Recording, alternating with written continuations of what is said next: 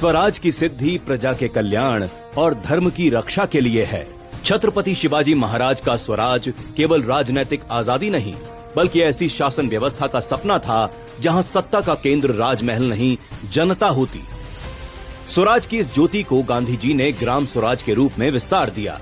उनके लिए आजादी का मतलब था हर गांव में आत्मनिर्भरता और जनसत्ता। गांधी जी कहते थे, भारत की आत्मा गांव में बसती है। अगर भारत को सशक्त बनाना है तो गांव को सशक्त करना होगा। लेकिन दशकों तक उनका ये सपना साकार न हो सका। साल 2014, दशकों बाद देश को ऐसा नेता मिला जिसने संसद को प्रणाम करते हुए ये संकल्प लिया, अब बदलाव गांव की चौपाल तक पहुंचेगा। यही वो क्षण था जब स्वराज और ग्राम स्वराज के नए युग का प्रारंभ हुआ। मोदी सरकार जानती थी कि अगर गांव को सशक्त करना है तो उसकी सबसे पहली शर्त है मजबूत पंचायतें। इसके लिए कई मजबूत कदम उठाए गए। 4,604 ग्राम पंचायत कार्यालयों का निर्माण हुआ। 31,000 से अधिक कंप्यूटर पंचायतों को दिए गए। अब गांव की पंचायतें भी डिजिटल इंडिया का हिस्सा हैं। ई ग्राम स्वराज जैसे प्लेटफॉर्म अब भारत की 22 भाषाओं में उपलब्ध हैं। यानी अब गांव का हर नागरिक अपनी भाषा में अपने अधिकारों, योजनाओं और बजट को समझ सकता है। ये सिर्फ डिजिटल ट्रांजैक्शन नहीं, बल्कि भारत के गाँव का डिजिटल ट्रांसफॉर्मेशन है। इस पोर्टल पर, इस ऐप पर पंचायत के विकास कार्य की डिटेल, उससे लेकर के उसके लिए तय किए गए फंड, उस फंड का कहां खर्च हुआ उसकी भी जानकारियां, ये सारी बातें उसमें उपलब्ध रहेगी।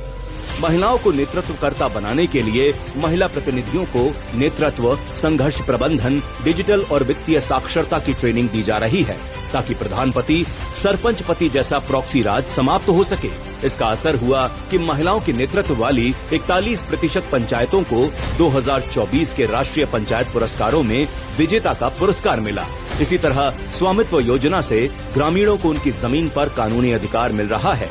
3.17 लाख ड्रोन सर्वे के माध्यम से ग्रामीणों को 2.19 करोड़ से अधिक संपत्ति कार्ड जारी किए जा चुके हैं।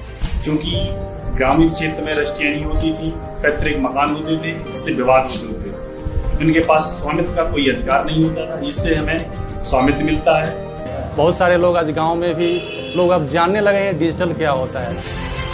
2024 में ही 32,401 करोड़ रुपए से अधिक की राशि बिना बिचौलियों के सीधा लाभार्थियों तक पहुंची।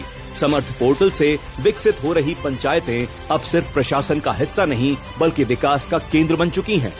मोदी सरकार ने दशकों पहले देखे गए ग्राम स्वराज के सपने को हकीकत में बदला है, जहां समस्याओं का समाधान अब दिल्ली से नहीं, बल्कि आत्मनिर्भर, डिजिटल और सशक्त हो रहे गांव से निकलता है। भारत विकसित भी तभी बन सकता है जब भारत के गांव विकसित हो।